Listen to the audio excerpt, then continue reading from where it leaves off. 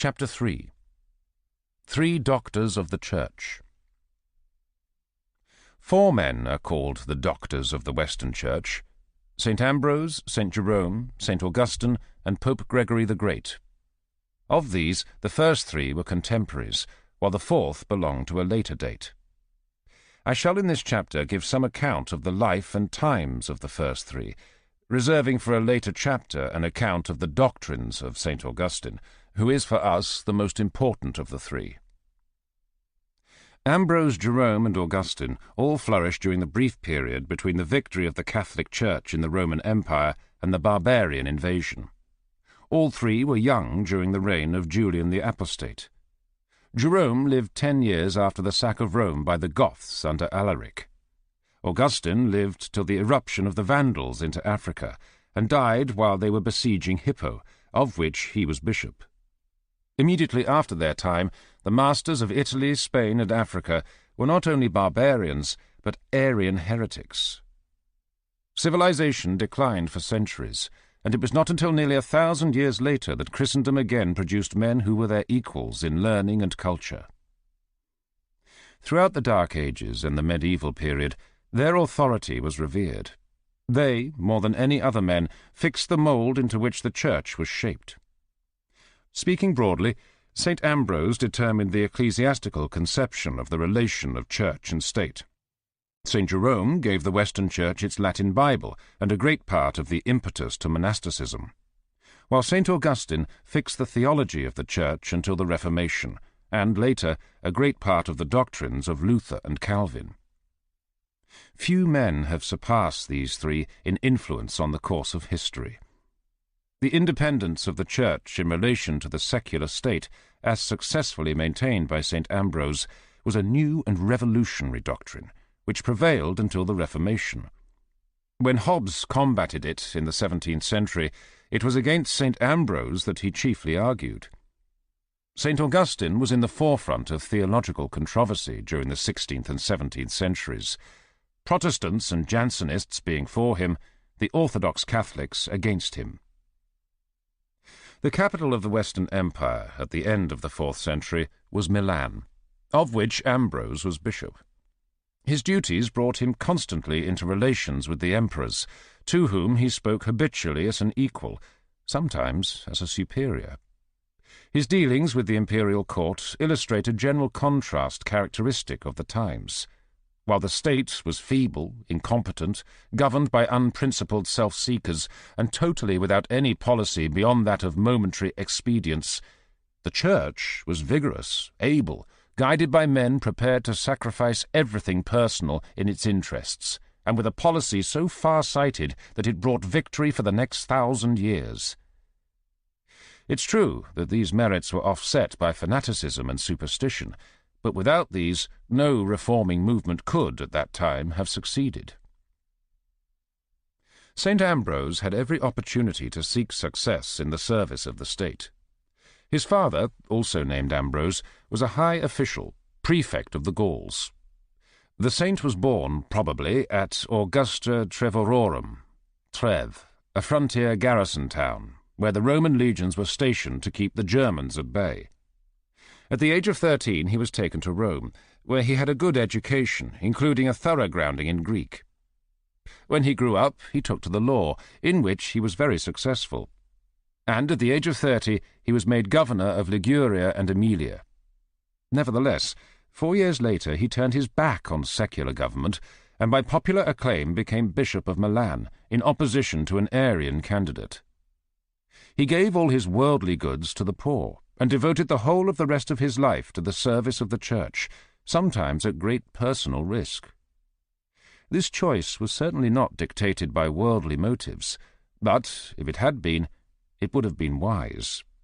In the state, even if he had become emperor, he could at that time have found no such scope for his administrative statesmanship as he found in the discharge of his episcopal duties. During the first 9 years of Ambrose's episcopate, the Emperor of the West was Gratian, who was Catholic, virtuous, and careless. He was so devoted to the chase that he neglected the government, and in the end was assassinated. He was succeeded, throughout most of the Western Empire, by a usurper named Maximus, but in Italy the succession passed to Gratian's younger brother, Valentinian II, who was still a boy. At first the imperial power was exercised by his mother, Justina, widow of the Emperor Valentinian I, but as she was an Arian, conflicts between her and St. Ambrose were inevitable. All the three saints with whom we are concerned in this chapter wrote innumerable letters, of which many are preserved. The consequence is that we know more about them than about any of the pagan philosophers, and more than about all but a few of the ecclesiastics of the Middle Ages. St. Augustine wrote letters to all and sundry, mostly on doctrine or church discipline. St. Jerome's letters are mainly addressed to ladies, giving advice on how to preserve virginity. But St. Ambrose's most important and interesting letters are to emperors, telling them in what respects they have fallen short of their duty, or, on occasion, congratulating them on having performed it. The first public question with which Ambrose had to deal was that of the altar and statue of Victory in Rome. Paganism lingered longer among the senatorial families of the capital than it did elsewhere. The official religion was in the hands of an aristocratic priesthood, and was bound up with the imperial pride of the conquerors of the world. The statue of Victory in the Senate House had been removed by Constantius, the son of Constantine, and restored by Julian the Apostate. The Emperor Gratian again removed the statue, whereupon a deputation of the Senate, headed by Symmachus, prefect of the city, asked for its renewed restoration. Symmachus, who also played a part in the life of Augustine, was a distinguished member of a distinguished family, rich, aristocratic, cultivated, and pagan. He was banished from Rome by Gratian in 382 for his protest against the removal of the Statue of Victory, but not for long, as he was prefect of the city in 384. He was the grandfather of the Symmachus who was the father-in-law of Boethius, and who was prominent in the reign of Theodoric. The Christian senators objected, and by the help of Ambrose and the Pope, Damasus, their view was made to prevail with the emperor. After the death of Gratian, Symmachus and the pagan senators petitioned the new emperor, Valentinian II, in AD 384. In rebuttal of this renewed attempt, Ambrose wrote to the emperor, setting forth the thesis that, as all Romans owed military service to their sovereign, so he, the emperor, owed service to Almighty God. "Let no one," he says, "take advantage of your youth. If he be a heathen who demands this, it is not right that he should bind your mind with the bonds of his own superstition. But by his zeal he ought to teach and admonish you how to be zealous for the true faith, since he defends vain things with all the passion of truth." To be compelled to swear at the altar of an idol, he says, is to a Christian persecution. If it were a civil cause, the right of reply would be reserved for the opposing party. It is a religious cause, and I, the bishop, make a claim. Certainly, if anything else is decreed, we bishops cannot constantly suffer it and take no notice. You indeed may come to the church, but will find either no priest there, or one who will resist you. The next epistle points out that the endowments of the church serve purposes never served by the wealth of heathen temples. "The possessions of the church are the maintenance of the poor. Let them count up how many captives the temples have ransomed, what food they have contributed for the poor, to what exiles they have supplied the means of living." This was a telling argument, and one which was quite justified by Christian practice. St. Ambrose won his point, but a subsequent usurper, Eugenius, who favoured the heathen, restored the altar and statue. It was only after the defeat of Eugenius by Theodosius in 394 that the question was finally decided in favour of the Christians.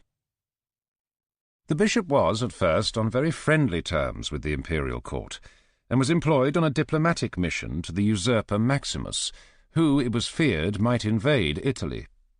But before long, a grave matter of controversy arose. The Empress Justina, as an Arian, requested that one church in Milan might be ceded to the Arians, but Ambrose refused. The people sided with him and thronged the basilica in great crowds. Gothic soldiers, who were Arians, were sent to take possession, but fraternized with the people. "The counts and tribunes," he says in a spirited letter to his sister, "came and urged me to cause the basilica to be quickly surrendered, saying that the emperor was exercising his rights, since everything was under his power. I answered that if he asked of me what was mine, that is, my land, my money, or whatever of this kind was my own, I would not refuse it, although all that I have belong to the poor, but that those things which are God's are not subject to the imperial power. If my patrimony is required, enter upon it. If my body, I will go at once. Do you wish to cast me into chains or to give me to death? It will be a pleasure to me. I will not defend myself with throngs of people, nor will I cling to the altars and entreat for my life, but will more gladly be slain myself for the altars."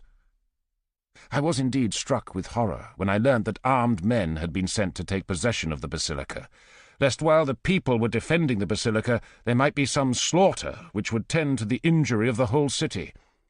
I prayed that I might not survive the destruction of so great a city, or it might be of the whole of Italy. These fears were not exaggerated, as the Gothic soldiery were likely to break out into savagery, as they did 25 years later in the sack of Rome. Ambrose's strength lay in the support of the people. He was accused of inciting them, but replied that it was in my power not to excite them, but in God's hands to quiet them. None of the Arians, he says, dared to go forth, as there was not one Arian among the citizens. He was formally commanded to surrender the basilica, and the soldiers were ordered to use violence if necessary. But in the end they refused to use violence, and the emperor was compelled to give way. A great battle had been won in the contest for ecclesiastical independence.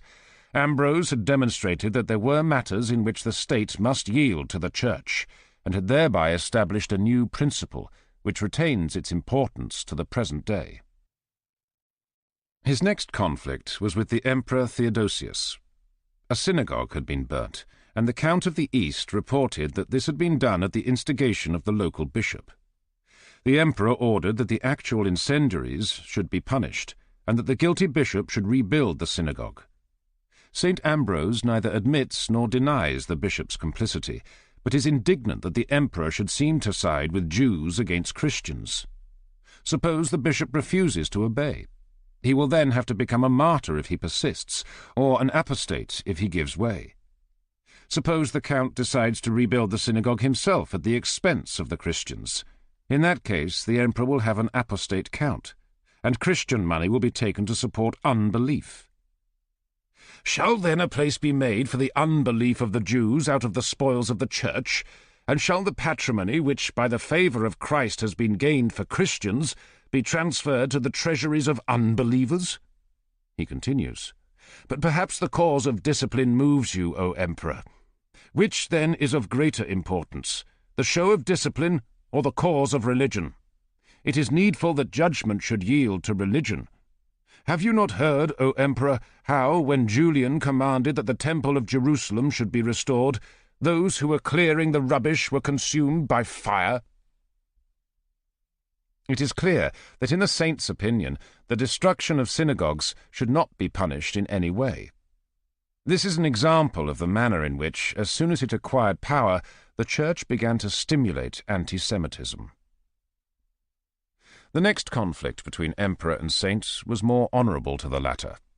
In AD 390, when Theodosius was in Milan, a mob in Thessalonica murdered the captain of the garrison.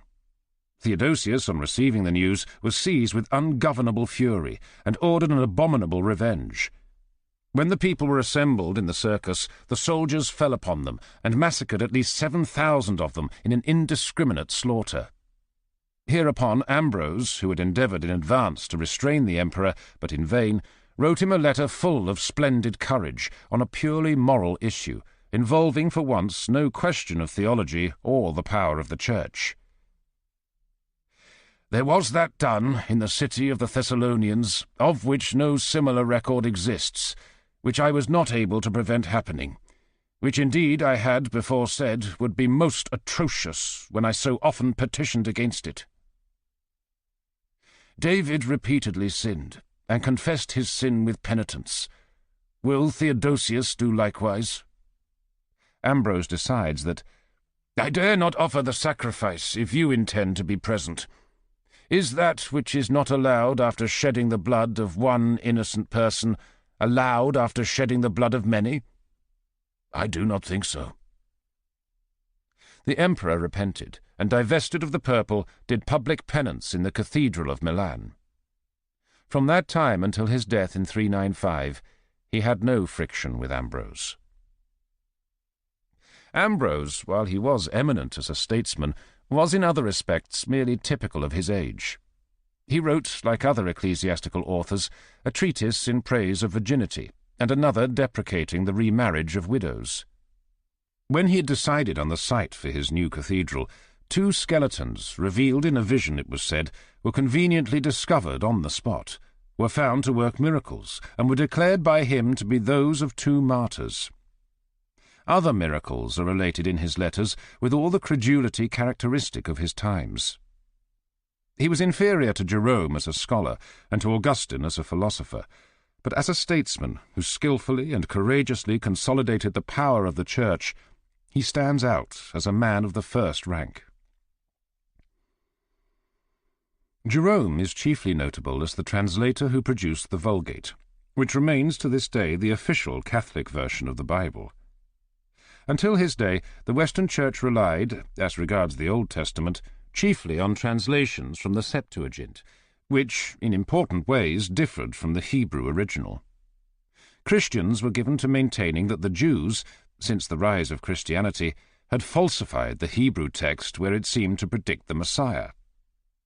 This was a view which sound scholarship showed to be untenable, and which Jerome firmly rejected. He accepted the help of rabbis, given secretly for fear of the Jews.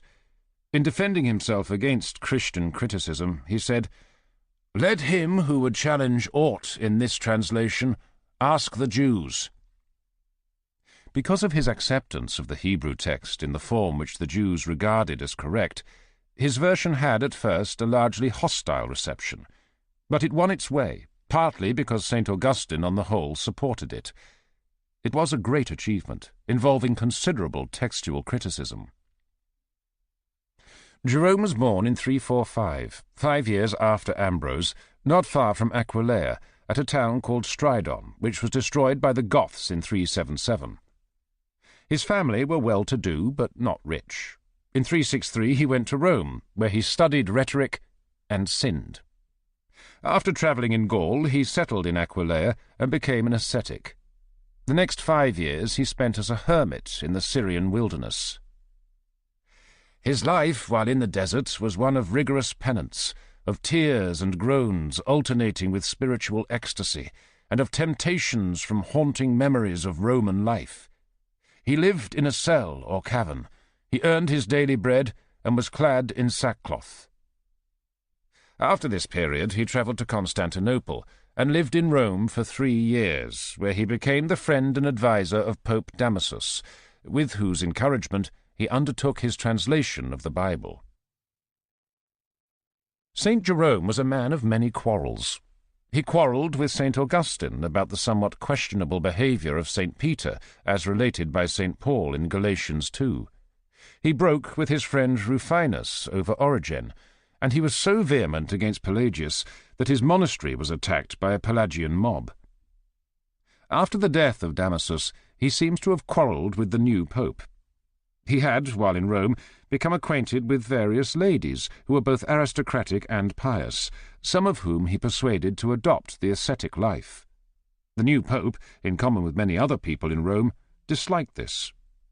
For this reason, among others, Jerome left Rome for Bethlehem, where he remained from 386 till his death in 420.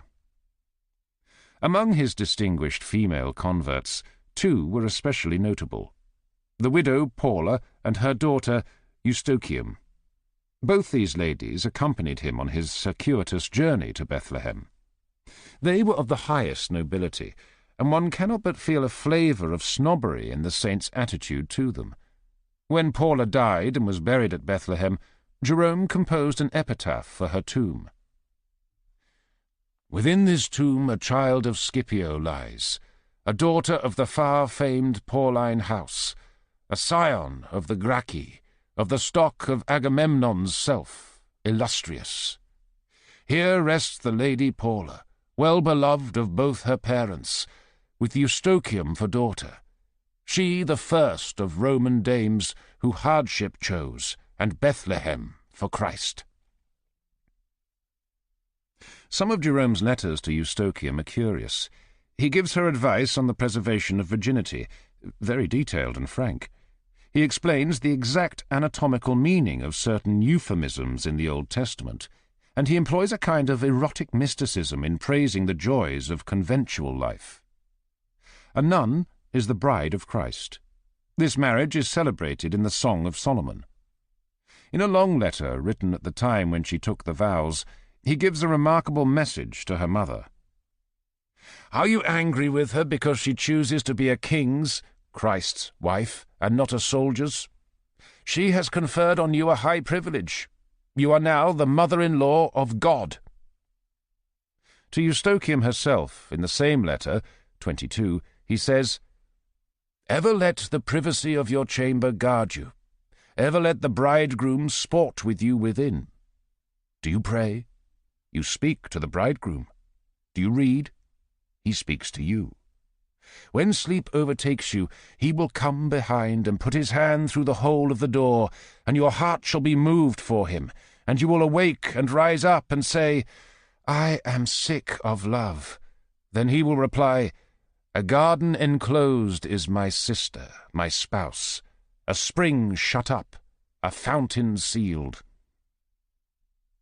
In the same letter he relates how, after cutting himself off from relations and friends, and harder still from the dainty food to which I had been accustomed, he still could not bear to be parted from his library, and took it with him to the desert. "And so, miserable man that I was, I would fast only that I might afterwards read Cicero." After days and nights of remorse, he would fall again and read Plautus. After such indulgence, the style of the prophets seemed rude and repellent. At last, during a fever, he dreamed that at the last judgment Christ asked him who he was, and he replied that he was a Christian. The answer came, "Thou liest!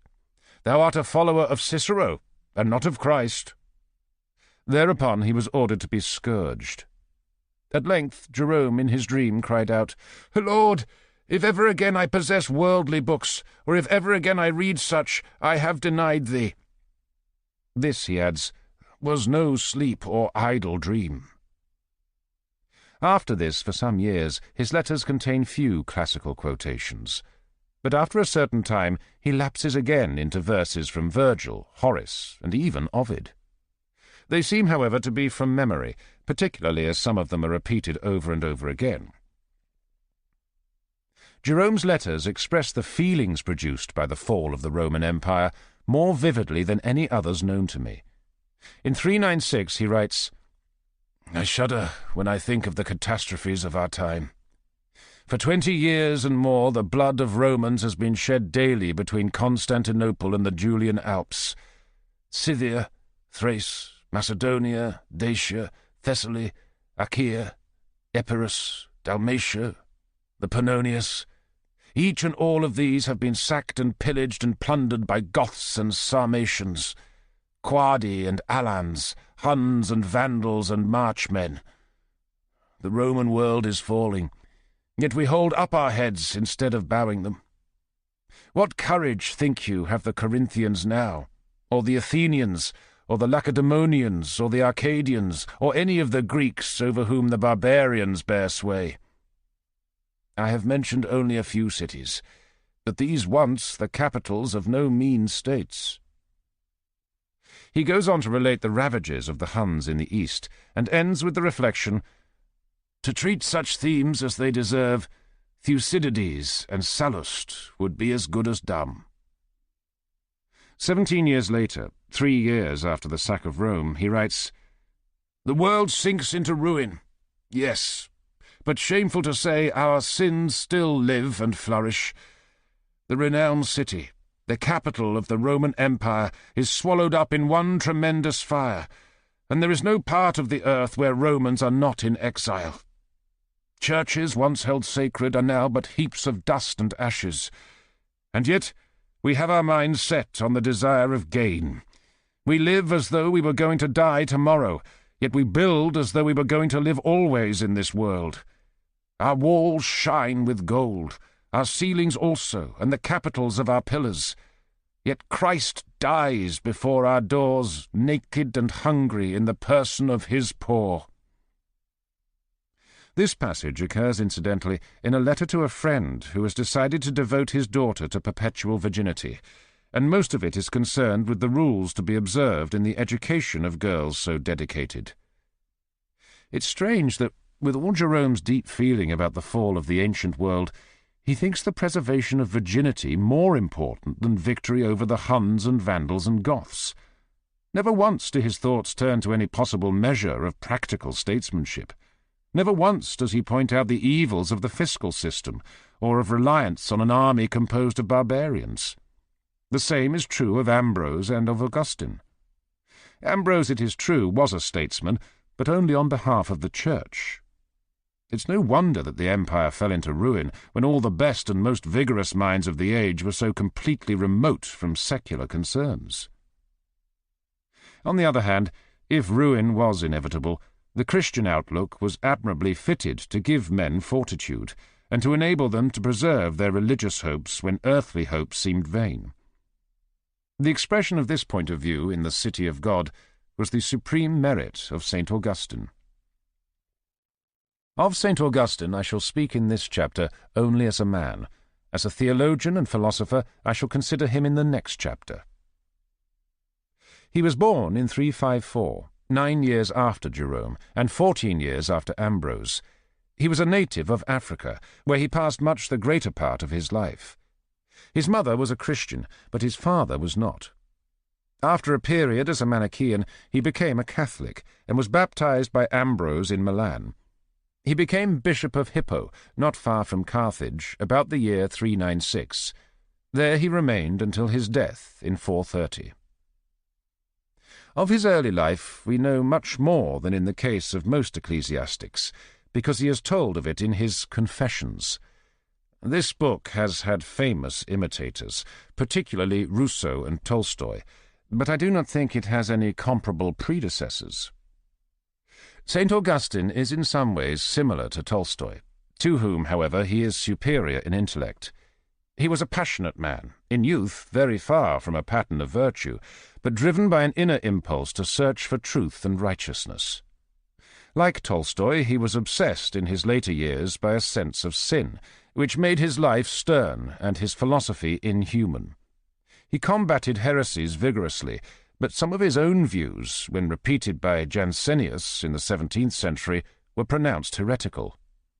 Until the Protestants took up his opinions, however, the Catholic Church had never impugned their orthodoxy.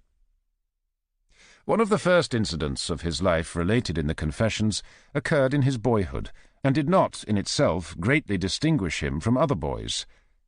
It appears that with some companions of his own age he despoiled a neighbour's pear tree, although he was not hungry, and his parents had better pears at home. He continued throughout his life to consider this an act of almost incredible wickedness. It would not have been so bad if he had been hungry, or had had no other means of getting pears. But as it was, the act was one of pure mischief, inspired by the love of wickedness for its own sake. It is this that makes it so unspeakably black. He beseeches God to forgive him.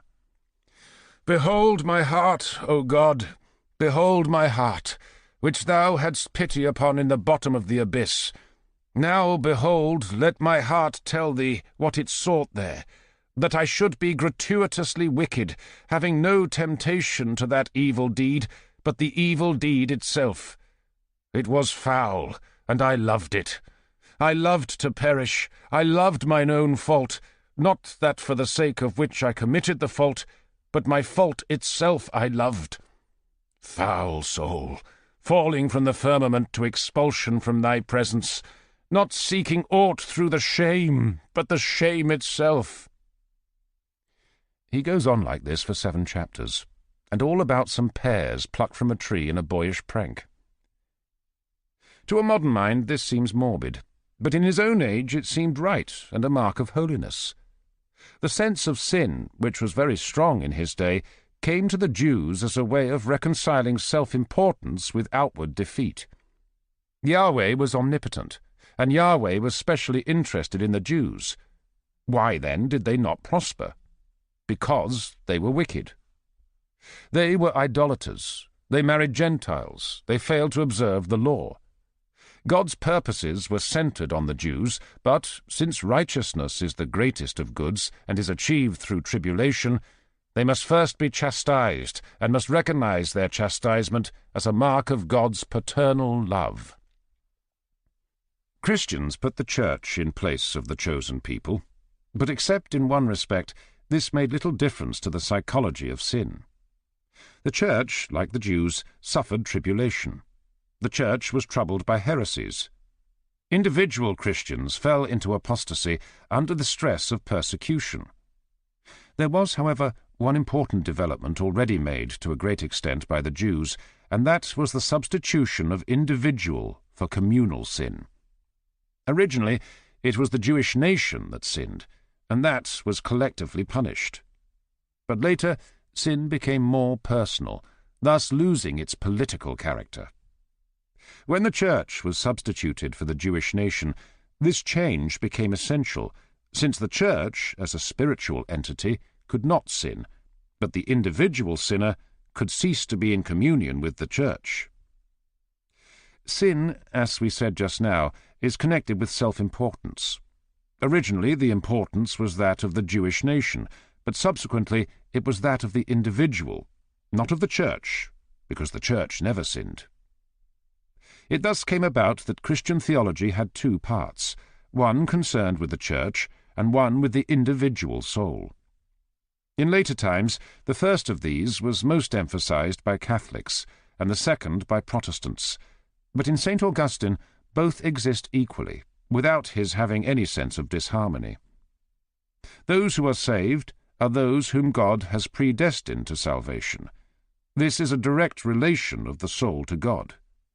But no one will be saved unless he has been baptized, and thereby become a member of the church. This makes the church an intermediary between the soul and God. Sin is what is essential to the direct relation, since it explains how a beneficent deity can cause men to suffer, and how, in spite of this, individual souls can be what is of most importance in the created world. It is therefore not surprising that the theology upon which the Reformation relied should be due to a man whose sense of sin was abnormal. So much for the pears. Let us now see what the Confessions have to say on some other subjects. Augustine relates how he learnt Latin painlessly at his mother's knee, but hated Greek, which they tried to teach him at school, because he was urged vehemently with cruel threats and punishments. To the end of his life his knowledge of Greek remained slight. One might have supposed that he would go on from this contrast to draw a moral in favour of gentle methods in education. What he says, however, is, "It is quite clear, then, that a free curiosity has more power to make us learn these things than a terrifying obligation. Only this obligation restrains the waverings of that freedom by thy laws, O my God. Thy laws, from the master's rod to the martyr's trials, for thy laws have the effect of mingling for us certain wholesome bitters, which recall us to thee away from that pernicious blithesomeness, by means of which we depart from thee." The schoolmaster's blows, though they failed to make him know Greek, cured him of being perniciously blithesome, and were, on this ground, a desirable part of education. For those who make sin the most important of all human concerns, this view is logical. He goes on to point out that he sinned not only as a schoolboy when he told lies and stole food, but even earlier. Indeed, he devotes a whole chapter, Book 1, Chapter 7, to proving that even infants at the breast are full of sin, gluttony, jealousy, and other horrible vices. When he reached adolescence, the lusts of the flesh overcame him. Where was I, and how far was I exiled from the delights of thy house in that 16th year of the age of my flesh, when the madness of lust, which hath licence through men's viciousness, though forbidden by thy laws, took the rule over me, and I resigned myself wholly to it. His father took no pains to prevent this evil, but confined himself to giving help in Augustine's studies. His mother, Saint Monica, on the contrary, exhorted him to chastity, but in vain, and even she did not at that time suggest marriage, lest my prospects might be embarrassed by the clog of a wife. At the age of 16 he went to Carthage, where there seethed all around me a cauldron of lawless loves. I loved not yet I loved to love, and out of a deep-seated want I hated myself for wanting not. I sought what I might love, in love with loving, and I hated safety. To love, then, and to be beloved was sweet to me, but more, when I obtained to enjoy the person I loved, I defiled, therefore, the spring of friendship with the filth of concupiscence, and I beclouded its brightness with the hell of lustfulness. These words describe his relation to a mistress whom he loved faithfully for many years, and by whom he had a son, whom he also loved, and to whom, after his conversion, he gave much care in religious education. The time came when he and his mother thought he ought to begin to think of marrying. He became engaged to a girl of whom she approved, and it was held necessary that he should break with his mistress. My mistress, he says, being torn from my side as a hindrance to my marriage, my heart which clave unto her was torn and wounded and bleeding. And she returned to Africa, Augustine was at this time in Milan, vowing unto thee never to know any other man, leaving with me my son by her.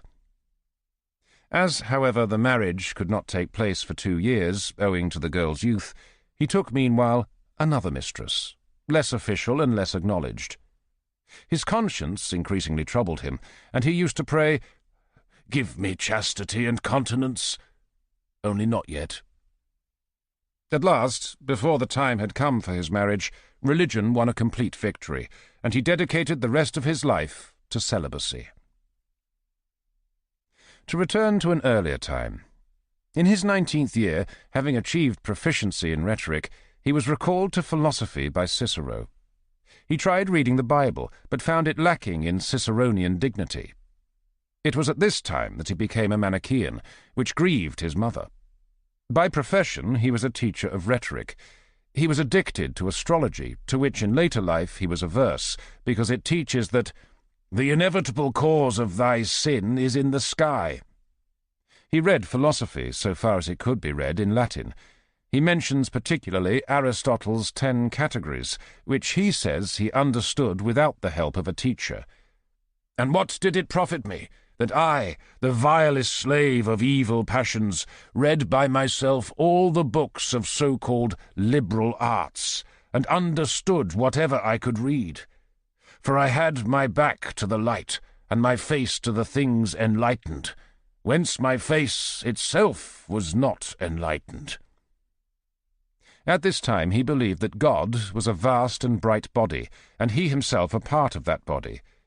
One could wish that he had told in detail the tenets of Manichaeans, instead of merely saying they were erroneous. It's interesting that St. Augustine's first reasons for rejecting the doctrines of Manichaeus were scientific. He remembered, so he tells us, what he had learnt of astronomy from the writings of the best astronomers. And I compared them with the sayings of Manichaeus, who, in his crazy folly, has written much and copiously upon these subjects. But none of his reasoning of the solstices, nor equinoxes, nor eclipses, nor whatever of this kind I had learned in books of secular philosophy, was satisfactory to me. But I was commanded to believe, and yet it corresponded not with the reasonings obtained by calculations, and by my own observations, but was quite contrary. He's careful to point out that scientific mistakes are not in themselves a sign of errors as to the faith, but only become so when delivered with an air of authority as known through divine inspiration. One wonders what he would have thought if he had lived in the time of Galileo. In the hope of resolving his doubts, a Manichaean bishop named Faustus, reputed the most learned member of the sect, met him and reasoned with him. But I found him first utterly ignorant of liberal sciences, save grammar, and that but in an ordinary way. But because he had read some of Tully's orations, a very few books of Seneca, some things of the poets, and such few volumes of his own sect as were written in Latin and in logical order, and was daily practised in speaking, he acquired a certain eloquence, which proved the more pleasing and seductive, because under the control of his good sense, and with a certain natural grace. He found Faustus quite unable to solve his astronomical difficulties. The books of the Manichaeans, he tells us, are full of lengthy fables of the heaven and stars, sun and moon, which do not agree with what has been discovered by astronomers. But when he questioned Faustus on these matters, Faustus frankly confessed his ignorance. Even for this I liked him the better, for the modesty of a candid mind is even more attractive than the knowledge of those things which I desired, and such I found him in all the more difficult and subtle questions. This sentiment is surprisingly liberal.